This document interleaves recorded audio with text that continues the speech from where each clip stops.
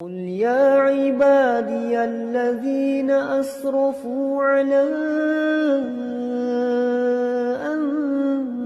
أنفسهم لا تقنطوا من رحمة الله ونعوذ بالله من شرور أنفسنا ومن سيئات أعمالنا من يهده الله فلا مضل له ومن يضلل فلا هادي له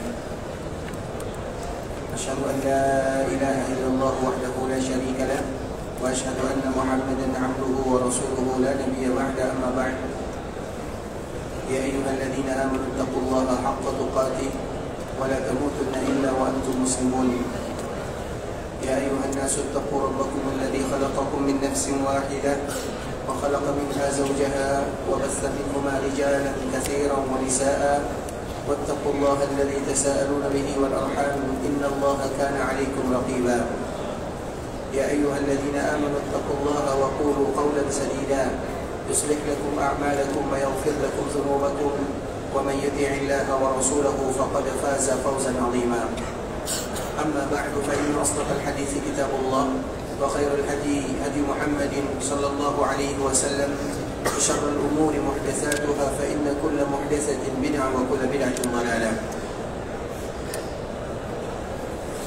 Ikhwatul Islam, saudara kaum muslimin, para tetamu Allah rahimani wa rahimakumullah. Alhamdulillah, Allah Subhanahu wa taala kembali memberikan kesehatan dan kesempatan kepada kita bersama untuk bisa kembali berjumpa di dalam masjid Rasulullah sallallahu alaihi wasallam dalam rangka mendengarkan ayat-ayat Al-Qur'an ataupun hadis-hadis Rasulullah sallallahu alaihi wasallam. Dengannya keimanan akan semakin bertambah, kecintaan kita kepada Nabi sallallahu alaihi wasallam semakin kuat, karena memang itulah tujuan kita datang ke kota Madinah, untuk menambah keimanan kepada Allah Subhanahu wa taala dan ingin lebih mengenal tentang Rasulullah sallallahu alaihi wasallam. Kemudian salawat beriringkan salam semoga senantiasa tercurahkan buat junjungan kita bersama Muhammad bin Abdullah sallallahu alaihi wasallam. Rasulullah sallallahu alaihi wasallam adalah Nabiur Rahmah, sebagaimana yang disampaikan oleh Allah Subhanahu wa taala di dalam Al-Qur'an. Karena datangnya Nabi sallallahu alaihi wasallam ke permukaan dunia, kemudian diutus menjadi nabi dan menjadi rasul, itu merupakan anugerah dari Allah serta hadiah kepada semua para hamba. Sehingga Allah Subhanahu wa taala menyebutkan kalimat ini di dalam Al-Qur'an, laqad manna Allahu 'alal mu'minina idz ba'atsa fihim rasulan min anfusihim. Sungguh Allah telah memberikan karunia kepada orang-orang mukmin, sehingga Nabi sallallahu alaihi wasallam, munculnya Nabi di tengah-tengah kita, kelahiran Nabi sallallahu alaihi wasallam, diutusnya Nabi kepada kita sebagai kaum muslimin, itu adalah kasih sayang Allah Subhanahu wa taala yang luar biasa. Dan Allah Subhanahu wa taala menyebutkan siapa Nabi kita, bagaimana sifatnya. Dan di antara salah satu sifat Nabi, Allah Subhanahu wa taala abadikan dalam Al-Qur'an, bil mu'minina raufun rahim. Sesungguhnya Nabi sallallahu alaihi wasallam adalah orang yang sangat sayang dan cinta kepada orang-orang mukmin. Di dalam sebuah riwayat ikhwatul Islam, di antara bentuk kasih sayang Nabi sallallahu alaihi wasallam kepada umatnya adalah ketika Nabi sallallahu alaihi wasallam berziarah ke kuburan Baqi'. Kemudian tiba-tiba para sahabat dikejutkan dengan sebuah kalimat, wadidna law anna qad ra'ayna ikhwanana. Sesungguhnya aku sangat berkeinginan, kata Nabi sallallahu alaihi wasallam, untuk bisa berjumpa dengan saudara-saudaraku. Para sahabat yang mendengarkan Nabi sallallahu alaihi wasallam mengatakan kalimat ini, dalam keadaan heran, mereka pun bertanya, awalasna ikhwanaka ya Rasulullah? Bukankah kami yang bersamamu, bukankah kami yang ada di sini adalah saudaramu ya Rasulullah? Maka Nabi sallallahu alaihi wasallam menimpali pertanyaan para sahabatnya dengan mengatakan, antum ashabi, kalian itu adalah sahabatku. Karena memang semua mereka yang bertemu dengan Nabi disebut dengan sahabat Nabi sallallahu alaihi wasallam radhiyallahu taala anhum ajma'in. Sedangkan mereka yang tidak bertemu dengan Nabi sallallahu alaihi wasallam tapi mereka beriman kepada Nabi dan wafat dalam keadaan iman, maka itu disebut dengan ikhwan. Ikhwan itu artinya ikhwanun Nabi sallallahu alaihi wasallam. Wadidna law anna qad ra'ayna ikhwanana. Kita semua ini adalah ikhwannya Nabi sallallahu alaihi wasallam yang Nabi ingin sekali berjumpa dengan kita semuanya. Kemudian para sahabat kembali bertanya kepada Nabi SAW, "Ya Rasulullah, kalau seandainya engkau tidak akan mungkin berjumpa dengannya, kemudian bagaimana nanti engkau akan mengetahui siapa umatmu, bagaimana sifatnya, bagaimana cirinya?" Maka Nabi SAW melanjutkan, "Ana faratukum 'alal haud." Maka aku tunggu mereka semuanya di telagaku, kata Nabi SAW. Kemudian di sanalah awal perjumpaan kita, kerinduan Nabi SAW yang sudah lama ingin berjumpa dengan saudara-saudaranya. Sebagaimana kita juga rindu bertemu dengan Nabi SAW, dan perjumpaan itu akan direalisasikan oleh Allah Subhanahu wa taala di sebuah tempat yang bernama Al-Haud. Al-Haud itu ikhwatul Islam, Nabi menunggu kita di sana. Maka Nabi mengatakan, "Ana faratukum 'alal haud." Aku tunggu kalian di telagaku, kata Nabi SAW. Dan itulah awal perjumpaan Nabi SAW dengan saudara-saudara yang tidak pernah dilihat oleh Nabi, dan mereka pun tidak pernah melihat Nabi SAW kecuali hanya melalui mimpi saja. Karena memang ikhwatul Islam, tidak ada seorang umat yang mereka melihat Nabi kecuali dalam keadaan mimpi. Karena apabila mereka nanti melihat Nabi dalam keadaan terjaga, maka mereka sama statusnya dengan sahabat Nabi radhiyallahu ta'ala anhum ajma'in. Yang melihat Nabi, yang bersua dengan Nabi, itu sama dengan sahabat Nabi. Dan sahabat Nabi itu tidak ada lagi sampai sekarang. Sahabat Nabi itu habis di kala tahun 120 Hijriah, karena di zaman ini sudah meninggal semua yang namanya sahabat Rasulullah sallallahu alaihi wasallam. Terlepas daripada itu semua, apa kata Nabi? "Wadidna law anna qad ra'ayna ikhwanana." Di antara salah satu cita-cita Nabi sallallahu alaihi wasallam adalah bagaimana ingin bersua dengan kita sebagai umatnya. Kalau Nabi ingin sekali berjumpa dengan kita sebagai umatnya, maka kita pun lebih ingin berjumpa dengan Rasulullah sallallahu alaihi wasallam. Dan kita ingin perjumpaan kita dengan Nabi merupakan perjumpaan yang indah. Sehingga di antara bentuk kita memperindah perjumpaan dengan Nabi sallallahu alaihi wasallam adalah bagaimana kita membasahi lisan dan lidah dengan mengucapkan salam dan salawat kepada Rasulullah sallallahu alaihi wasallam. Maka dengan itu pula lah Nabi mengatakan, "Inna awlan nasi bi yaumal qiyamah aktsaruhum alayya salata." Orang yang paling pantas terhadap diriku di hari kiamat adalah mereka yang paling banyak mengucapkan salawat. Artinya ikhwatul Islam, ibadah salawat itu adalah ibadah yang kita berlomba-lomba di dalam memperbanyak mengucapkannya. Maka ada sebuah hadis ikhwatul Islam agar kita tahu bagaimana keutamaan salawat kepada Nabi. Dalam hadis yang dikeluarkan oleh Imam Ahmad dari salah seorang sahabat bernama Ubay bin Ka'ab radhiyallahu ta'ala anhu, dia mengatakan kepada Rasulullah sallallahu alaihi wasallam, "Ya Rasulullah, kira-kira aku berselawat kepada dirimu berapa banyak?" Maka Nabi SAW mengatakan, "Semakin kamu memperbanyak, semakin bagus." Maka sahabat ini kembali bertanya, "Bagaimana kiranya kalau 1/4 hari itu aku berselawat kepadamu?" Nabi mengatakan, "Bagus, tapi semakin aku perbanyak, semakin lebih bagus lagi." Kemudian sahabat ini senantiasa mengatakan, "Aku akan jadikan," bahkan terakhir dia mengatakan, "Ya Rasulullah, aku akan menjadikan hari-hariku, mengisi hariku untuk senantiasa berselawat kepadamu." Maka di saat itulah Nabi mengatakan, "Idzan tukfa hammuka wa tughfaru dzambuka." Itu merupakan di antara keutamaan mereka yang senantiasa memperbanyak salam dan salawat kepada Nabi. Mereka akan mendapatkan keuntungan di dunia dan keuntungan di akhirat sana. Di dunia apa keuntungannya? Idzan tukfa hammuk, semua masalah, gundah gelana, musibah, Allah yang akan mencukupkannya. Artinya apa? Kalau Allah yang mencukupkan masalah kita, berarti masalah kita semuanya akan dihilangkan dan dimudahkan oleh Allah Subhanahu wa taala. Dan tidak ada manusia di dunia kecuali ada masalahnya, ada musibahnya, ada hal-hal yang sulit bagi mereka untuk menjalaninya, dan Allah yang akan membantu mereka. Salah satu caranya memperbanyak salam dan salawat kepada Rasulullah sallallahu alaihi wasallam. Itu di dunia. Kalau di akhirat apa yang akan mereka dapatkan? Wa tughfaru dzambuk. Kalau di akhirat Allah pun akan ampunkan dosa-dosa kalian. Kalau Allah ampunkan dosa kita, maka apa yang akan Allah berikan? Maka diberikan kepada mereka surga Allah Subhanahu wa taala.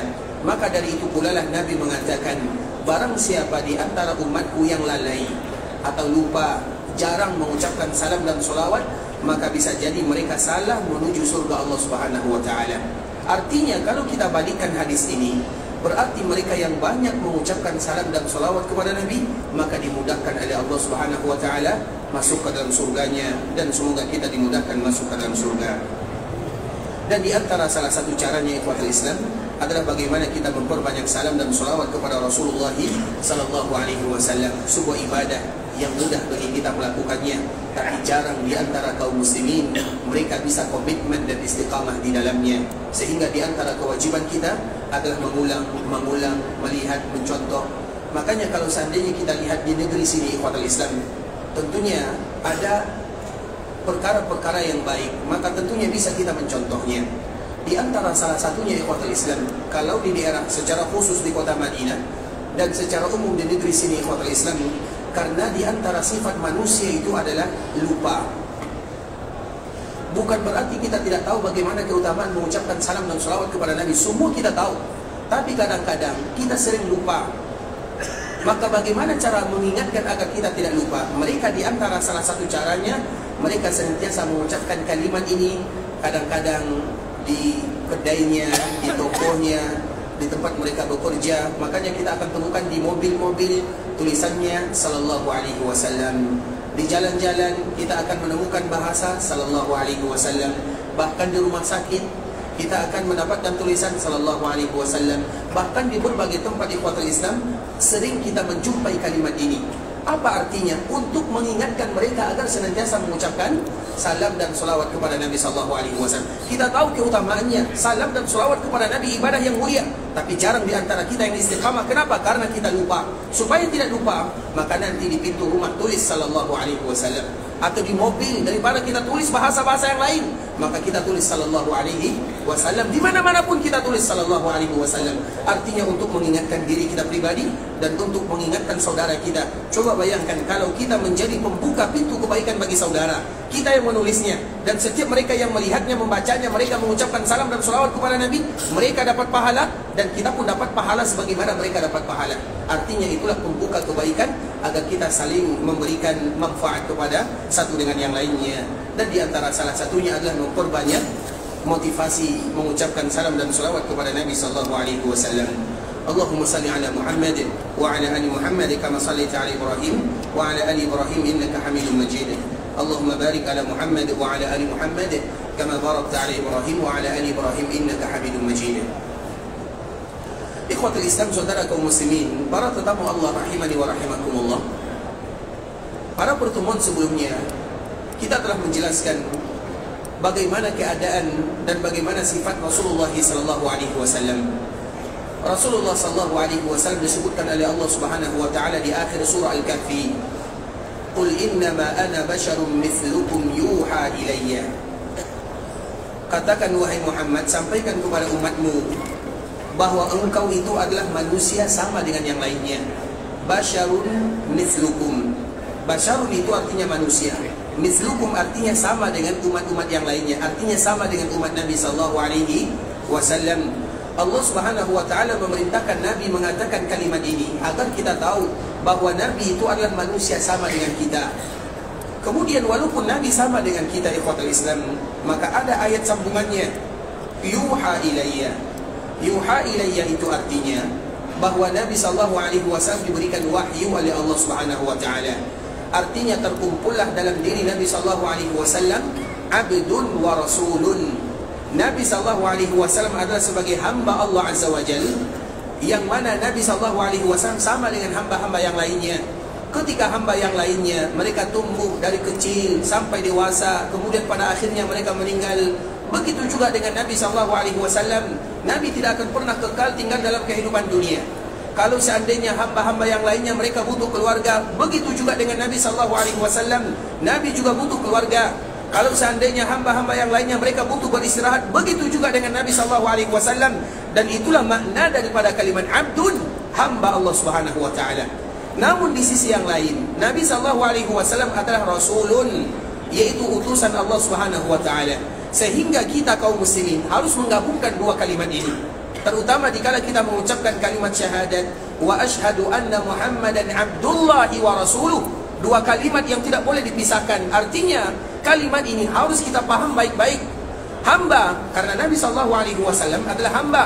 Tugas Nabi itu adalah menyampaikan risalah dari Allah Azza wa Jalla. Bukan Nabi sallallahu alaihi wasallam yang membuat risalah.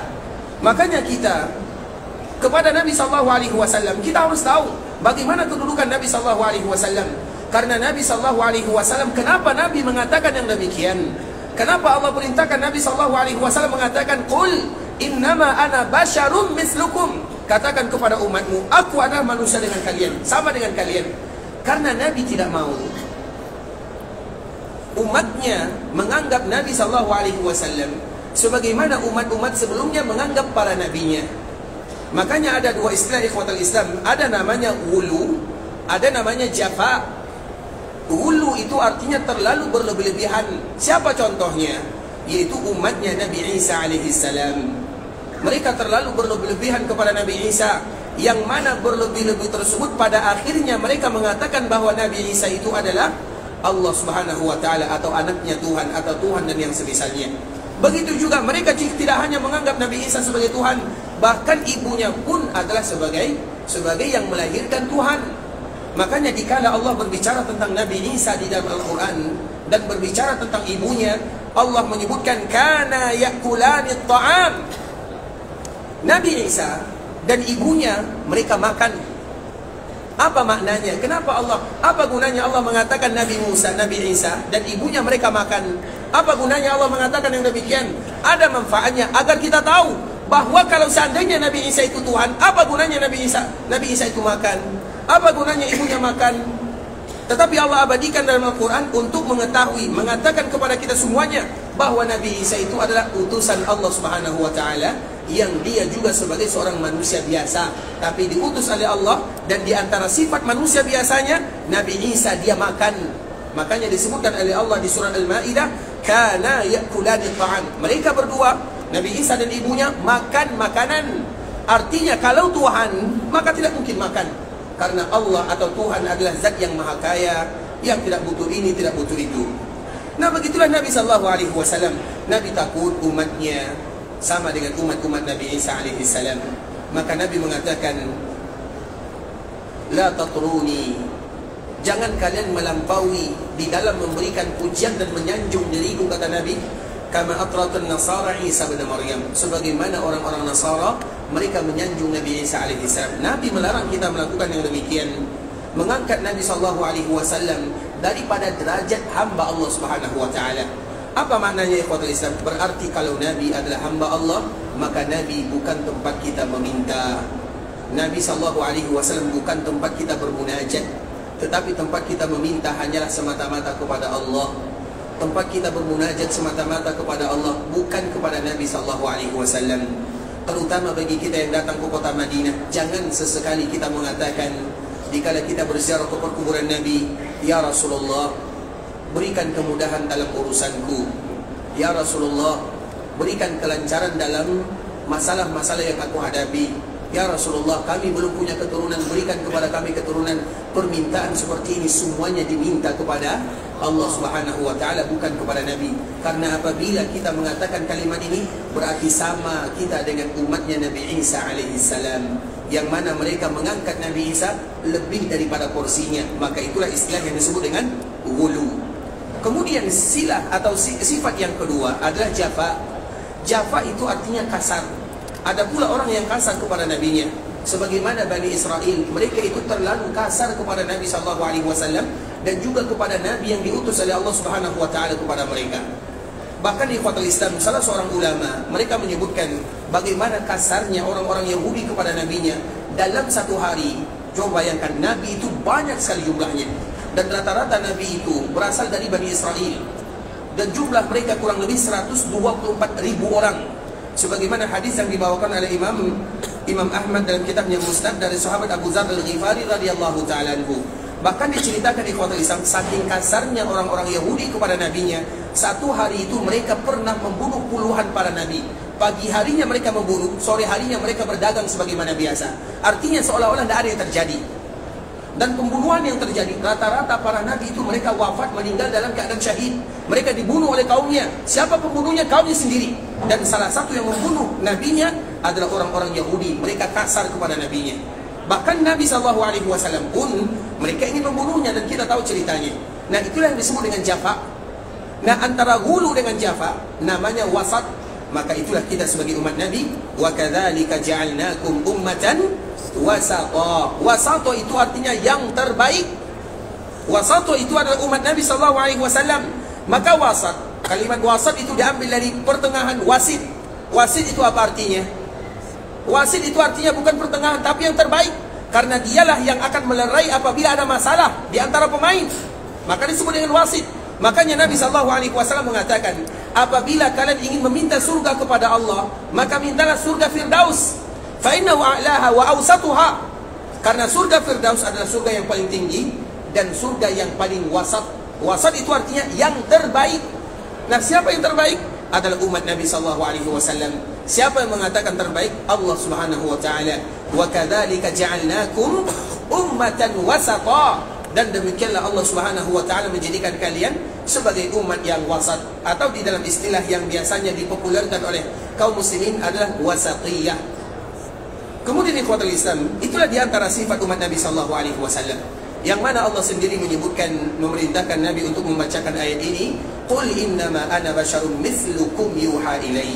Katakan, sampaikan kepada umatmu wahai Muhammad, bahwa aku adalah manusia sama dengan kalian. Dan di antara kesamaan Nabi SAW dengan kita bersama ikhwatul Islam adalah bagaimana Nabi SAW dipanggil oleh Allah Subhanahu wa taala. Artinya kalau Nabi manusia, maka Nabi akan dipanggil oleh Allah Subhanahu wa taala. Artinya Nabi SAW akan meninggal. Makanya kemarin kita telah menyebutkan beberapa hadis yang itu merupakan bahasa dari Nabi SAW, bahwa Nabi itu akan meninggal. Nabi sendiri yang menyebutkan tentang dirinya. Dan salah satunya ikhwatul Islam, hadis yang dibawakan oleh Jabir di dalam riwayat Imam Muslim. Nabi SAW menyebutkan, hadis ini adalah hadis yang panjang sekali, hadis yang bercerita tentang haji wada'. Apa kata Nabi? Di sela-sela Nabi SAW berkhutbah, maka Nabi menyampaikan kepada umatnya, "Lita'khudhu manasikakum." Wahai umatku, hendaklah kalian betul-betul mengambil manasik ini dari diriku. Dan kalimat manasik, manasik itu artinya adalah rangkaian dan tata cara. Itu arti manasik. Sehingga manasik itu untuk semua ibadah. Salat ada manasiknya, puasa juga ada manasiknya, zakat ada manasiknya, haji ada manasiknya, umrah ada manasiknya. Tapi kalimat manasik ini lebih identik kepada ibadah haji dan ibadah umrah. Mengapa demikian? Karena ibadah ini merupakan ibadah yang spesial, yang jarang kaum muslimin melakukannya. Kalaupun mereka melakukannya, maka mungkin satu kali seumur hidup. Kalau mereka ada rezeki, satu kali dalam satu tahun. Artinya tidak sama dengan ibadah-ibadah yang lainnya. Ibadah salat setiap hari kita melakukannya. Puasa mungkin dalam satu bulan ada 5 kali, 10 kali kita puasa. Begitu juga dengan bersedekah, semua kaum muslimin bersedekah. Tapi kalau masalah haji dan umrah, jarang kita melakukannya. Maka Nabi menekankan, "Lita'khudhu manasikakum." Hendaklah kalian betul-betul mengambil manasik. Karena ibadah ini adalah ibadah yang spesial, mudah kita lupakan bagaimana rangkaiannya. Karena jarang kita melakukannya. Ibadah salat banyak doanya, tapi semua doanya kita hafal. Tapi kalau sudah ibadah umrah, itu sulit sekali bagi kita untuk melakukannya. Begitu juga dikala kita melakukan ibadah haji, sulit bagi kita menghafalnya. Kenapa demikian? Karena jarang kita melakukannya. Makanya apabila ada orang umrah, kemudian bulan depan atau bulan 2 bulan berikutnya mereka umrah lagi, atau tahun berikutnya mereka umrah lagi, maka kita tanya, apakah masih hafal doa-doa yang sebelumnya? Sulit. Artinya karena jarang ibadah ini dilakukan oleh kaum muslimin. Dan Allah pun mengatakan, atau Nabi pun menyebutkan, ibadah ini tergantung kemampuan, situasi dan kondisi. Makanya tidak sama dengan ibadah-ibadah yang lainnya. Nah, ketika Nabi melakukan haji wada', Nabi mengatakan, "Lita'khudhu manasikakum." Kalau kalian haji, kalau kalian umrah, maka ingat ambil manasik haji dan umrah tersebut dari diriku. Kemudian apa kata Nabi SAW? Makanya bagi kita yang haji dan umrah ikhwatul Islam, ini anjuran saja, tidak boleh bagi kita melakukan ibadah haji dan umrah kecuali kita harus tahu ada namanya hadis Jabir. Hadis Jabir itu ikhwatul Islam mulai dari Nabi bergerak dari Madinah sampai Nabi SAW ke Mekah, semua rangkaian ibadah yang dilakukan oleh Nabi disebutkan di dalam hadis ini. Makanya bagi kita yang ingin melaksanakan ibadah haji dan umrah, terutama ibadah umrah ini, kita harus tahu apa itu hadis Jabir. Hadis yang menerangkan bagaimana umrah yang dilakukan oleh Nabi dan bagaimana pula haji yang dilakukan oleh Nabi SAW. Hadisnya panjang sekali. Maka nanti misalnya setelah pengajian, ada waktu kita duduk di dalam Masjid Nabawi, kita buka mana hadis Jabir yang bercerita tentang haji dan umrah Nabi SAW. Karena itu merupakan di antara pesan Nabi, "Litakhudu manasikakum." Ambil manasik ini dari diriku. Kemudian setelah Nabi mengatakan kalimat ini, maka Nabi mengatakan, "Fa inni la adri." Karena aku tidak tahu. "La'alli la ahujju ba'da hajjati hadhihi." Apa kata Rasulullah? Karena aku tidak tahu. Bisa jadi setelah haji ini aku tidak pernah lagi datang ke kota Mekah beribadah kepada Allah Subhanahu wa taala. Ternyata kalimat ini ikhwatul Islam, Nabi mengatakan fa inni la adri, aku tidak tahu. Iya, secara umum Nabi sallallahu alaihi wasallam tidak tahu kapan dia dipanggil oleh Allah Azza wa Jalla. Tapi kita juga harus tahu, tidak ada para nabi yang wafat kecuali mereka diberikan pilihan dan diberikan aba-aba oleh Allah Subhanahu wa taala. Demikian juga dengan Nabi sallallahu alaihi wasallam. Secara umum Nabi tidak tahu perkara yang gaib. Karena wafat, kelahiran, kematian tidak ada satupun manusia yang tahu. Bahkan Nabi juga tidak tahu. Tapi ada bahasa aba-aba, bahasa isyarat dari Allah Subhanahu wa taala. Maka Nabi mengatakan fa inni la adri, la'alli, kemungkinan la ahujju, aku tidak akan pernah lagi berhaji. Artinya aku tidak akan pernah lagi datang ke kota Mekah. Karena haji disebut dengan haji, umrah juga disebut dengan haji. Kalimat umrah juga disebut dengan haji, haji juga disebut dengan haji. Artinya aku tidak akan pernah lagi datang ke kota Mekah ba'da hajjati hadhihi, setelah aku melakukan ibadah haji ini. Maka sebagian para ulama atau kebanyakan para ulama mengatakan dari kalimat inilah Nabi sallallahu alaihi wasallam disebut dengan hajjatul wada'. Terlepas daripada itu semua, kalimat Nabi ini adalah kalimat bahasa isyarat bahwa Nabi tidak akan pernah lagi datang ke kota Mekah. Artinya ajal Nabi sallallahu alaihi wasallam hampir dekat.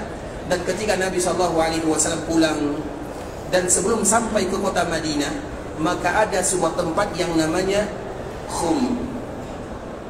Ada sebuah tempat di kota Islam namanya Khum. Khum ini adalah sebuah tempat yang tidak terlalu jauh dari Mekah Al-Mukarramah. Dan ini dikala Nabi SAW pulang dari Mekah menuju Madinah. Ada apa dengan tempat ini kota Islam? Karena sepulang dari melaksanakan ibadah haji, maka Nabi SAW berpesan kepada umatnya, kepada kita semuanya, taraktu fikum, aku tinggalkan kepada kalian. Nah, bahasa-bahasa seperti ini adalah bahasa-bahasa perpisahan. Kita harus paham apa makna kalimat yang diucapkan oleh Nabi SAW. Nah, apa yang ditinggalkan oleh Nabi SAW? Di antara salah satu yang ditinggalkan oleh Nabi SAW kepada umatnya, yang pertama adalah kitabullah, dan yang kedua adalah sunnatullah. Karena kitabullah dengan sunnah Nabi dua hal yang tidak bisa dipisahkan. Kemudian yang kedua, apa yang ditinggalkan oleh Nabi SAW kepada umatnya? Ahlu baitihi atau wa itratihi.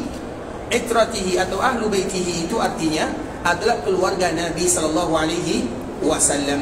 Kenapa Nabi SAW mengatakan yang demikian? Karena memang ikhwatul Islam, bisa jadi Nabi SAW tahu apa yang akan terjadi kepada keluarganya. Keluarga Nabi SAW ada masanya dikala mereka dikriminalisasi, atau ada masanya dikala mereka dipojokkan, atau ada kalanya mereka tidak dihargai. Maka dengan itu pula lah Nabi SAW memberikan wasiat kepada umatnya. Dan itu terjadi kapan ikhwatul Islam? Terjadi di zaman Ali bin Abi Thalib radhiyallahu ta'ala anhu. Dan kita tahu keluarga Nabi SAW, keluarga Nabi itu luas sifatnya. Keluarga Nabi SAW kita contohkan agar kita tahu siapa keluarga Nabi SAW. Walaupun kita tidak memungkiri terjadi perbedaan di antara para ulama. Nah, keluarga Nabi SAW, keluarga secara umum. Keluarga Nabi SAW kita lihat paman Nabi itu jumlahnya kurang lebih 10 orang atau 12 orang atau 13 orang. Itu perbedaan ahli sejarah di dalam menunjukkan berapa jumlah paman Nabi SAW. Jadi paman Nabi yang laki-laki jumlahnya 10 atau 12 atau 13. Kemudian semua mereka meninggal sebelum Nabi menjadi Nabi dan menjadi Rasul, kecuali 4 orang sahaja. Siapa 4 orang ini? Paman Nabi yang masih hidup dikala Nabi diutus menjadi Nabi. Yang pertama adalah Hamzah. Yang kedua siapa? Al-Abbas. Yang ketiga siapa? Abu Talib. Yang keempat Abu Lahab. Semua ini adalah paman Nabi SAW. Mana yang enamnya? Yang enamnya sudah meninggal.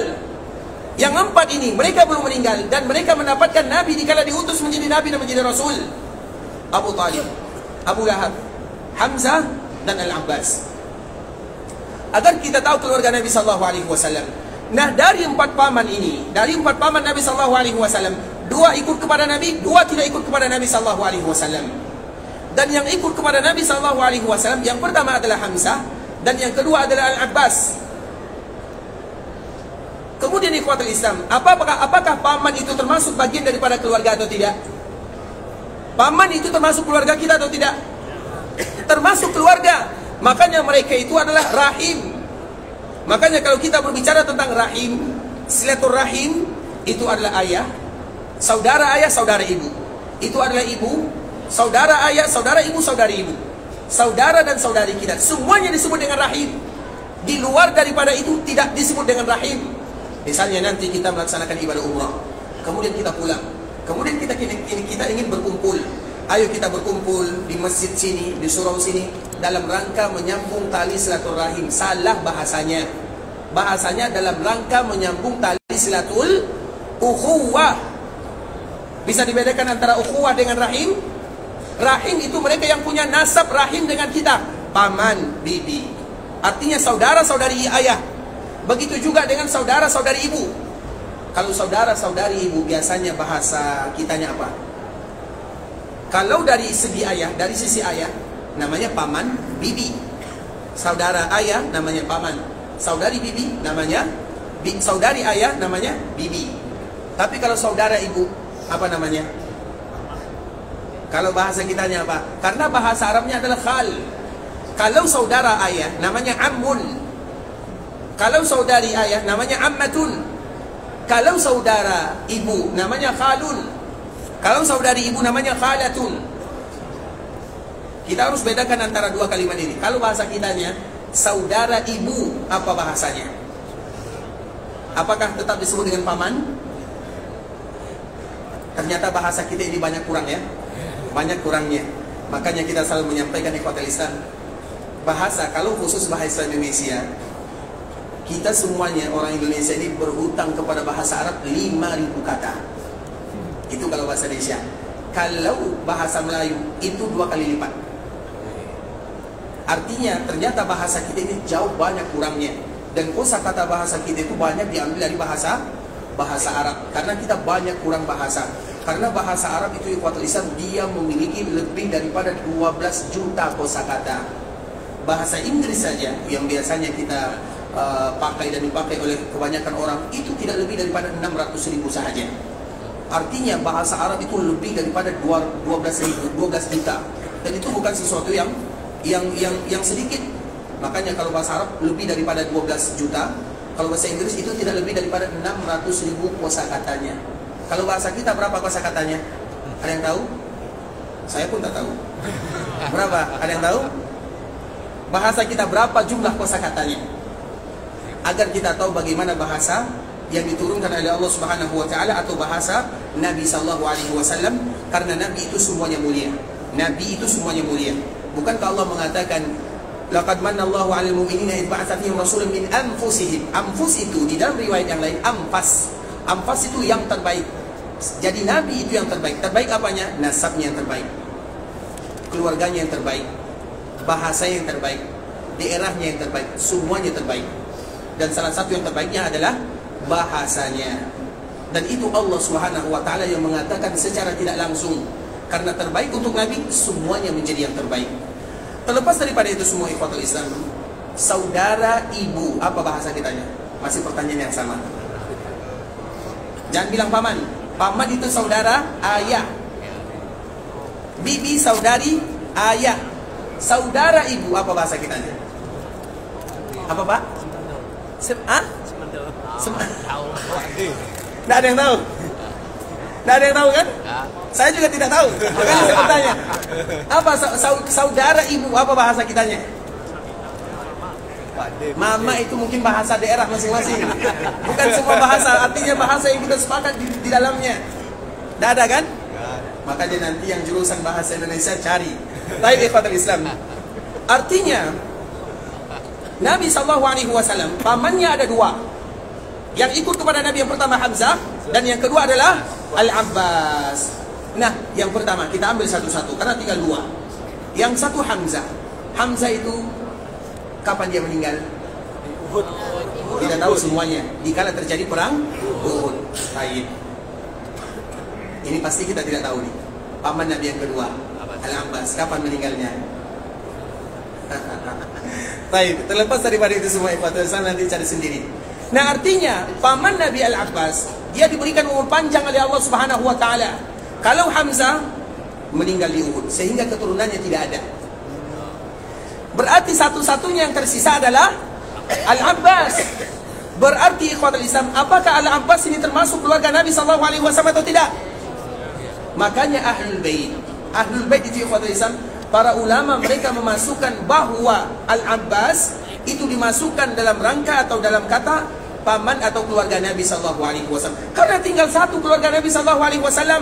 Kalau seandainya Al-Abbas tidak dimasukkan, siapa lagi keluarga Nabi SAW? Jadi makanya orang yang ada nasabnya, silsilahnya dengan Nabi SAW, terkhusus dari jalur Al-Abbas, maka nama belakangnya disebut dengan Abbasi. Makanya di sini atau di daerah dunia mana saja, karena biasanya dari jalur Al-Abbas ini waktu Islam jarang yang menonjol. Dan kami baru tahu ternyata di Madinah ini itu banyak sekali keluarga Nabi SAW, banyak sekali. Makanya kita tahu, semua kita tahu ada namanya Masjid Bani Salimah. Tahu kita Masjid Bani Salimah? Bahasa kerennya Masjid Qiblatain. Ya. Kalau Qiblatain disebut tahu semua ya. Tapi kalau Masjid Bani Salimah ada yang tahu. Karena Masjid Bani Salimah ini, Bani Salimah kalimat yang ada dalam hadis Nabi SAW. Itu ada pujian untuk mereka, dipuji oleh Rasulullah SAW. Sedangkan Qiblatain, kita harus tahu, semua masjid yang ada di kota Madinah bisa disebut dengan Masjid Qiblatain. Quba disebut dengan Qiblatain. Masjid Bani Salimah disebut dengan Qiblatain. Bahkan Masjid Nabawi pun boleh kita menyebut dengan Qiblatain. Bisa dipahami? Artinya kalau untuk Qiblatain, semua masjid yang ada di kota Madinah yang ada nilai sejarahnya di zaman Nabi SAW, maka boleh disebut dengan Qiblatain. Makanya Masjid Qiblatain sekarang itu disebut dengan Masjid Bani Salimah. Orang lebih kenal dengan Masjid Bani Salimah, orang sini. Kalau orang kita lebih kenal dengan istilah Qiblatain.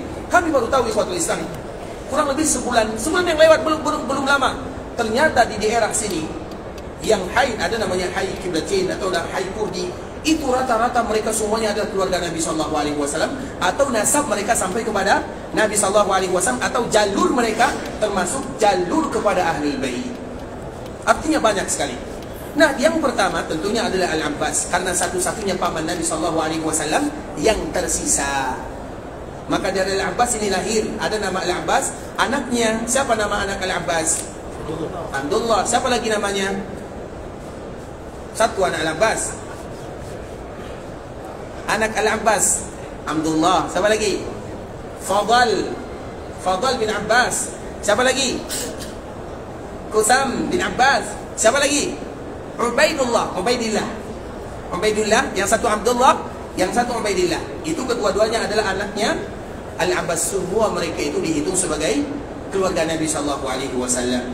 Kemudian keluarga Nabi dari jalur mana lagi? Karena kita tahu ikhwatul Islam, Nabi SAW pernah mendapatkan julukan yang memberatkan hati Nabi SAW.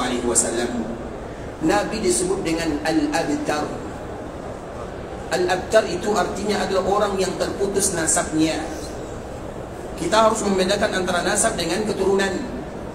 Nabi SAW ikhwatul Islam digelar dengan Al-Abtar. Orang-orang Mekah, mereka itu ikhwatul Islam, di antara salah satu yang mereka bangga-banggakan adalah kalau seandainya lahir anak laki-laki, maka mereka sangat bangga sekali. Nabi SAW, berapa anak Nabi SAW? Ada 7. Siapa yang bisa menyebutkan semua nama anak Nabi? Baik, silakan.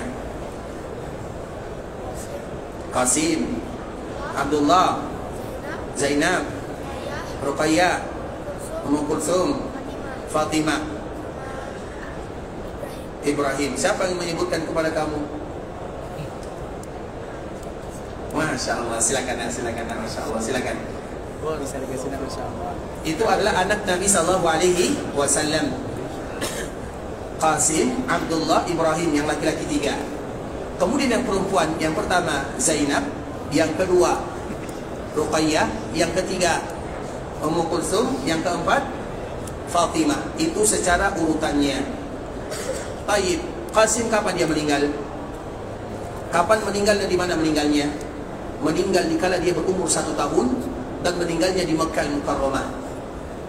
Itu Qasim. Maka Nabi disebut dengan Abul Qasim. Dan kita tidak boleh menamakan anak kita dengan Qasim. Karena nanti kalau anak kita Qasim, maka kita dipanggil dengan Abul Qasim. Maka Nabi melarang yang demikian.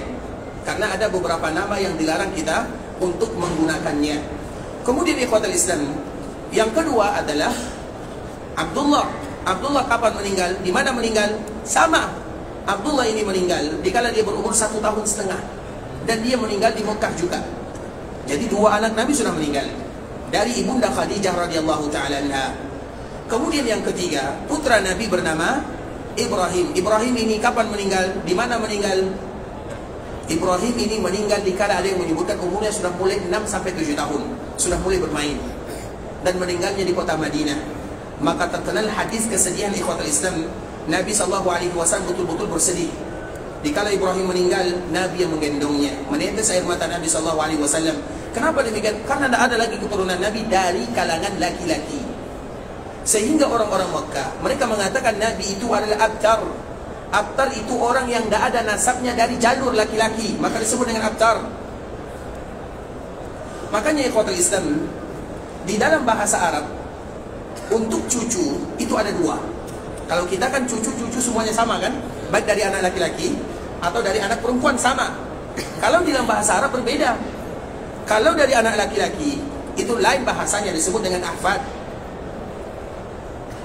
Kalau dari jalur perempuan, makanya Hasan dan Husain tidak pernah dipanggil dengan ahfadun Nabi.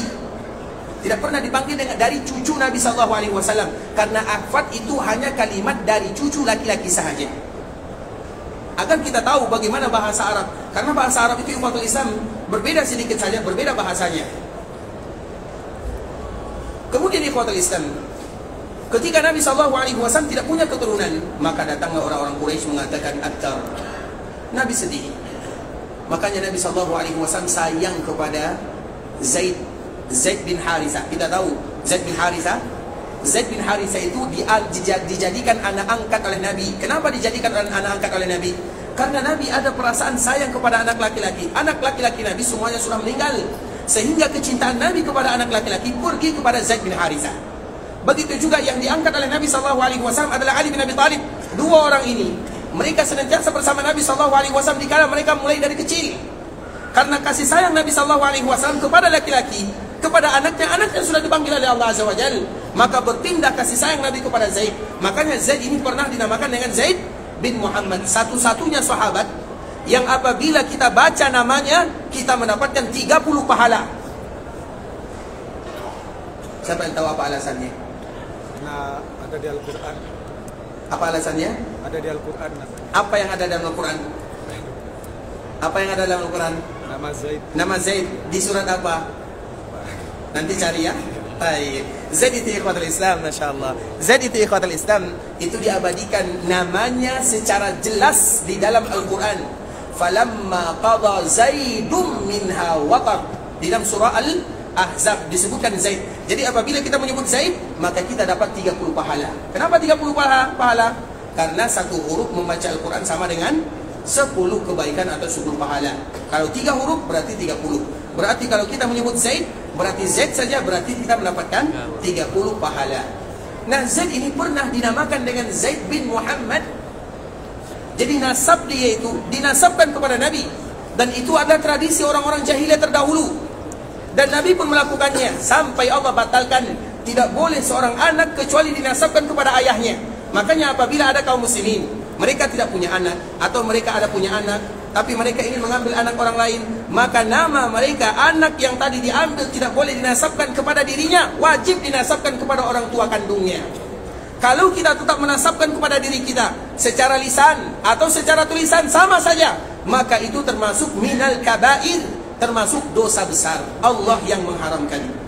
Kemudian ikhwatul Islam, maka Nabi mengambil Zaid dan Ali bin Abi Thalib sebagai anak angkat karena anak Nabi sudah meninggal. Kenapa demikian? Karena orang Quraisy mereka mencela Nabi. Abtar, terputus nasabnya. Maka Allah pun akhirnya menurunkan sebuah ayat yang sangat indah, inna a'tainakal kautsar fasalli lirabbika wanhar inna syani'aka huwal abtar. Wahai Muhammad, yang abtar itu bukan kamu, yang abtar itu adalah mereka-mereka. Apa gunanya kalau kita punya keturunan laki-laki tapi mereka tidak beribadah kepada Allah? Apa manfaatnya? Kita mau keturunan laki-laki, perempuan, selama mereka mau beribadah kepada Allah, maka itulah yang akan memberikan manfaat kepada kita. Orang Quraisy, mereka menghina Nabi. Mereka banyak anaknya, karena di antara tradisi orang jahiliyah, mereka akan berlomba-lomba memperbanyak anak dan harta.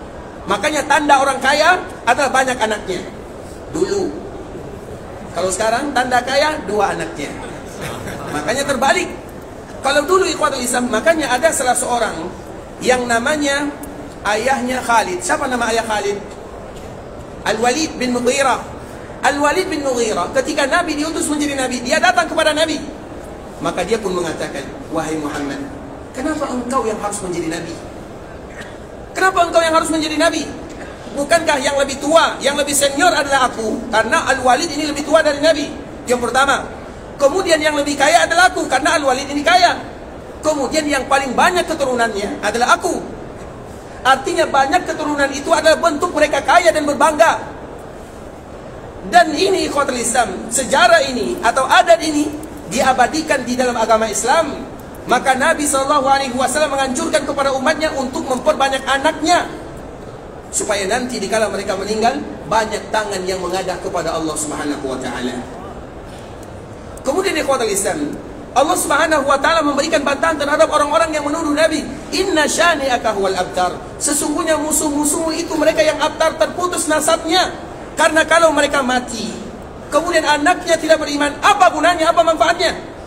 Dengan Allah Subhanahu wa ta'ala menurunkan ayat ini, maka Nabi SAW sudah mulai lega perasaannya. Karena biasanya Nabi SAW dihina, dicaci. Dan setelah itu Allah Subhanahu wa ta'ala menurunkan ayat yang mulia ini. Artinya ikhwatul Islam, karena dari jalur laki-laki Nabi tidak ada nasabnya, dari jalur laki-laki, sehingga tersisa dari jalur perempuan. Maka anak perempuan Nabi yang pertama siapa?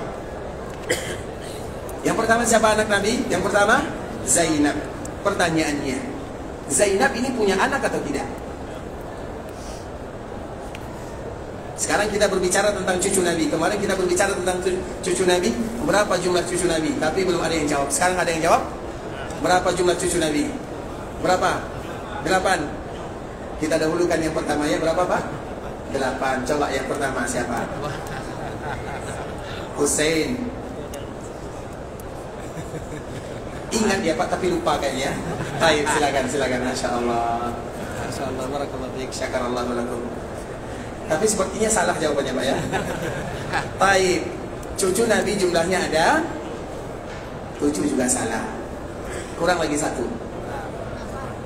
Kurang 6. Cucu Nabi SAW ada 6. Sekarang kita jelaskan. Baik.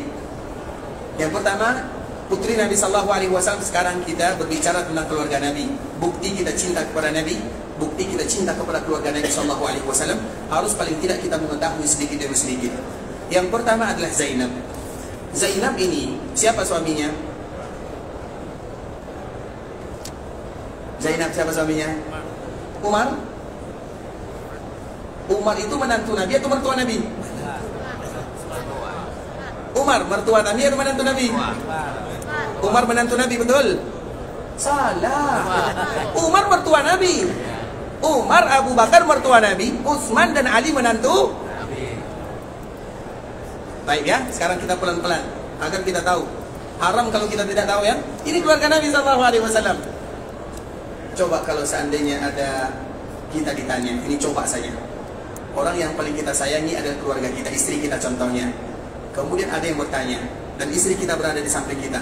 Pak, kami mau bertanya, kira-kira kapan istri Bapak lahir? Kemudian kita tidak tahu jawabannya.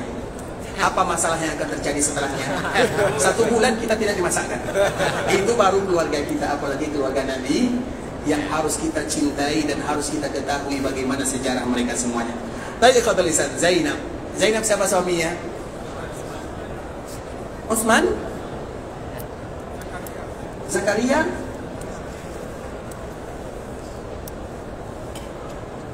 Betul, Zakaria. tapi salah kayaknya. Yang lain?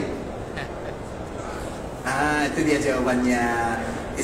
Suami daripada Zainab adalah Abul As. Abul As itu ikhwatul Islam, ponakannya Khadijah. Jadi Khadijah itu punya ponakan. Ponakan itu berarti anak daripada saudarinya, namanya Abul As. Nah, Khadijah ini anak pertamanya adalah Zainab. Maka Khadijah ini ingin menikahkan Zainab putrinya dengan keponakannya, karena memang tradisi orang terdahulu kalau menikah, mereka menikahnya tidak kemana-mana, baik keponakannya atau anak pamannya, artinya dalam lingkup keluarganya. Nanti ambil hadiahnya ya. Baik, jadi namanya adalah Abul As. Abul As itu adalah keponakannya Khadijah. Kemudian ikhwatul Islam, mereka menikah. Apakah dari pernikahan mereka ada anak? Ada satu, namanya adalah Umamah. Ini baru betul ya, namanya Umamah. Berarti Umamah ini cucu Nabi atau tidak? Cucu Nabi SAW, berarti cucu Nabi sudah ada satu dari Zainab. Kemudian putri Nabi yang kedua, siapa namanya? Putri Nabi yang kedua namanya adalah Ruqayyah. Ruqayyah ini siapa suaminya? Suaminya adalah Utsman bin Affan. Ketika menikah dengan Utsman bin Affan, apakah mereka punya keturunan atau tidak? Punya atau tidak? Tidak punya. Kapan Ruqayyah ini meninggal? Kita tutup ya. Kapan Ruqayyah meninggal? Ruqayyah meninggal ketika Nabi diberikan kemenangan dalam perang Badar. Maka Utsman pun selesai menguburkan putri Nabi yang bernama Ruqayyah radhiyallahu taala anha. Bisa dipahami? Artinya Utsman tidak ikut perang Badar karena Nabi yang memerintahkan dirinya, kamu jangan ikut. Kenapa jangan ikut? Jaga Ruqayyah, Ruqayyah lagi sakit.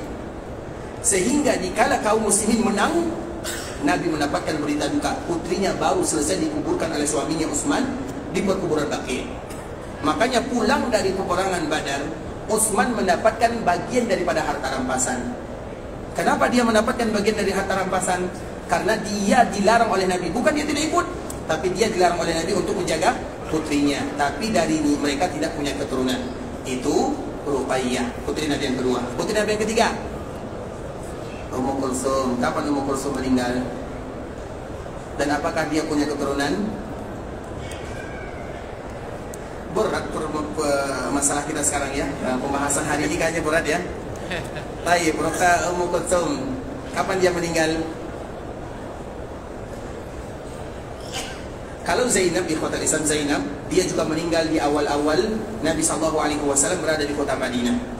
Dan salah satu yang menyebabkan Zainab, tadi kita lupa menyebutkan kapan Zainab meninggal ya. Zainab ini ikhwatul Islam, dia juga meninggal karena rata-rata anak Nabi semuanya meninggal. Kalau yang laki-laki di waktu kecil, kalau yang perempuan mereka masih umur 20 tahun, 21, 25 paling banyak. Artinya tidak ada yang lebih daripada 25, maksimal 29, yaitu Fatimah radhiyallahu taala anha. Tidak ada yang lebih daripada 30. Artinya keluarga Nabi meninggal dalam keadaan muda semuanya. Nah, Zainab ini dia juga meninggal di awal-awal dakwah. Setelah terjadi perang Badar, dia meninggal. Kenapa dia meninggal?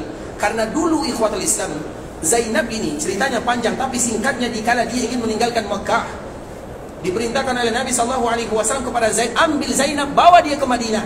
Dikala Zainab ingin pulang ke kota Madinah menyusul ayahandanya, maka onta Zainab yang ditunggangi oleh Zainab ditusuk oleh orang-orang jahiliyah.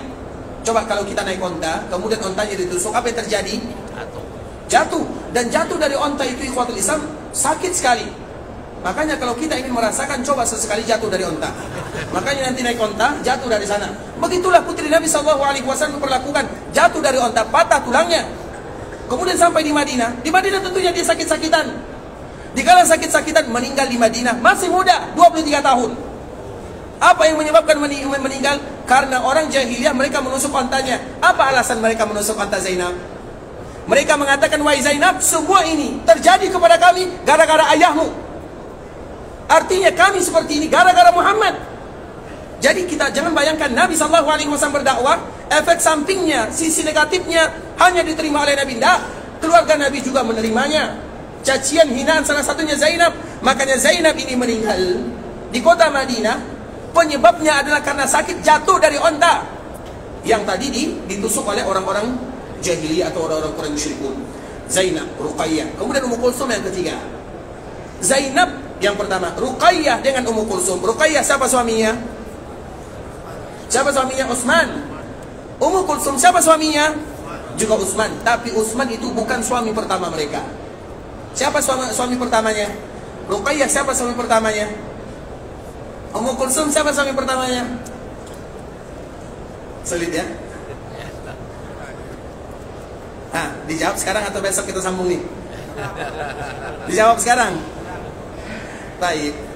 Ruqayyah itu suami pertamanya. Ruqayyah dengan Ummu Kulsum ini suaminya namanya adalah Utsbah dan Utaibah. Utsbah dan Utaibah itu siapa? Anaknya Abu Lahab. Jadi mereka Abu Lahab menikahkan kedua putranya dengan kedua putri Nabi SAW. Karena Abu Lahab itu ikhwatul Islam adalah orang yang sayang kepada Nabi dulu. Sayang kepada Nabi. Apa bukti sayangnya? Salah satunya dia nikahkan kedua putranya yang bernama Utsbah dan Utaibah dengan Ruqayyah dan Ummu Kulsum. Kemudian dikala mereka menikah, tiba-tiba Nabi berdakwah. Nabi mengatakan, aku diutus oleh Allah Subhanahu wa taala. Maka datang Abu Jahal. Kita sibukkan Muhammad dengan keluarganya. Dia pun datang kepada Abu Lahab. Wahai Abu Lahab, perintahkan anakmu untuk menceraikan putri Nabi. Dan perceraian itu ikhwatul Islam, menceraikan putri Nabi, terutama keluarga, itu bukan ringan. Nah, Nabi SAW didatangi oleh Abu Lahab. Abu Lahab itu mengatakan kepada kedua orang putranya, ceraikan putri Muhammad kalau kalian masih menganggap diriku sebagai seorang ayah. Maka Utsbah dan Utaibah tidak ada pilihan, diceraikan putri Nabi, kedua-duanya sekaligus. Tapi dikala mereka mencarikan putri Nabi, mereka belum lagi bersama. Artinya belum satu rumah. Jadi dulu memang pernikahan itu ikhwatul Islam, dikala mereka menikah tidak mesti langsung dalam satu rumah. Mereka tetap di rumah masing-masing, tetap keluarganya, tapi mereka sudah diikat dengan pernikahan. Sama dengan pernikahan Nabi dengan Aisyah. Nabi dengan Aisyah kapan menikah? Dikala Aisyah berumur 6 tahun. Kapan Nabi serumah dengan Aisyah? Dikala berumur 9 tahun. 3 tahun pisah, tapi mereka diikat dengan pernikahan. Tapi mereka tidak sama. Begitu juga dengan putri Nabi. Ruqayyah dengan Ummu Kulsum, ia menikah dengan Utsbah dan Utaibah, tapi mereka belum bersama, belum satu rumah. Dikala Nabi berdakwah, maka Abu Lahab mengatakan kepada anaknya, ceraikan mereka berdua, sehingga mereka menjadi janda. Walaupun janda, tapi mereka belum bersama suaminya. Maka dinikahi oleh Utsman bin Affan radhiyallahu taala anhu. Ikhwatul Islam, masih panjang lagi ceritanya, tapi waktu juga yang memisahkan kita. InsyaAllah besok kita akan kembali menyambung pembahasannya, pembahasan tentang keluarga Nabi, agar kita tahu siapa keluarga Nabi. Sekarang belum sampai kepada intinya. Kita masih membahas siapa keluarga Nabi, siapa cucu Nabi, dan siapa yang disebut dengan Ahlul Bait, siapa yang disebut dengan, atau siapa pesan yang dipesan oleh Nabi dikala Nabi pulang dari Mekah menuju Madinah. Siapa sebenarnya mereka dan apa kewajiban kita terhadap mereka, agar kita tahu ini merupakan pesan Nabi SAW sebelum Nabi dipanggil oleh Allah Subhanahu wa taala. Dan kita semuanya tentunya bersaksi ikhwatul Islam bahwa tidak ada kaum muslimin kecuali mereka pasti mencintai keluarga Nabi SAW. Dan di antara bentuk kecintaan kita kepada keluarga Nabi adalah dengan kita mengucapkan salawat, Allahumma salli ala Muhammad wa ala ahli baitihi wa ala azwajihi wa dhurriyyatihi kama sallaita ala Ibrahim wa ala ali Ibrahim innaka Hamidum Majid. Allahumma barik ala Muhammad wa ala ahli baitihi wa ala azwajihi wa dhurriyyatihi kama barakta ala Ibrahim wa ala ali Ibrahim innaka Hamidum Majid. Siapa yang hafal salawat ini? Panjang Pak ya? Sebenarnya bukan panjang ya, karena ada bahasanya berubah-ubah sedikit, terutama terhadap keluarga Nabi. Dan insya Allah besok kita akan kembali mengulangnya, agar kita tahu ternyata ada hak dan kewajiban yang harus kita tunaikan. Dan salah satunya adalah selawat yang tadi barusan kita bacakan. Ikhwatul Islam, saudara kaum muslimin, para tetamu Allah rahimani wa rahimakumullah. Sampai di sini pembahasan yang bisa kami jelaskan. Yang benar dari Allah Subhanahu wa taala, yang salah dari diri kami pribadi, karena kurang ilmu kami, karena kebodohan dan karena kejahilan kami. Kami mohon dimaafkan kalau ada kata-kata yang kurang berkenan, kalimat-kalimat yang kurang tepat, bahasa-bahasa yang kurang pas kami di dalam menyampaikannya. Terutama ada perbedaan bahasa untuk sebahagian saudara-saudara kita. Dan semoga Allah Subhanahu wa taala menjaga kita semuanya. Allah ampunkan dosa kita, dosa orang tua kita. Kalau ada di antara orang tua kita yang masih hidup, semoga dipanjangkan umurnya dalam ketaatan. Kalau ada di antara mereka meninggal, semoga Allah jadikan perkuburan mereka taman di antara taman-taman surga. Semoga Allah ampunkan dosa saudara-saudari kita, keluarga kita dan seluruh kaum muslimin. Kalau ada di antara kita yang ingin pergi ke Mekah, semoga diterima amal ibadahnya, dikabulkan doanya, dijadikan umrahnya adalah umrah yang mabrurah, wa sa'yan mashkura, wa damban maghfura. Kalau ada di antara kita yang ingin pulang ke kampung halamannya, dimudahkan perjalanannya, dilancarkan urusannya, dan semoga selalu dipanggil ke tanah haram Makkah Madinah. Kita tutup dengan doa kafaratul majlis. Subhanakallahumma bihamdika asyhadu an la ilaha illa anta astaghfiruka wa atubu ilaik. Wa sallallahu wa sallim ala nabiyyina wa habibina wa khalilina wa sayyidina Muhammadin wa ala alihi wa sahbihi wa sallam tasliman katsira. Assalamualaikum warahmatullahi wabarakatuh.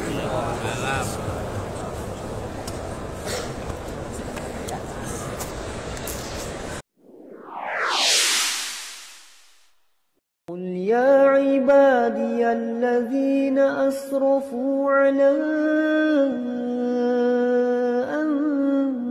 أنفسهم لا تقنطوا من رحمة الله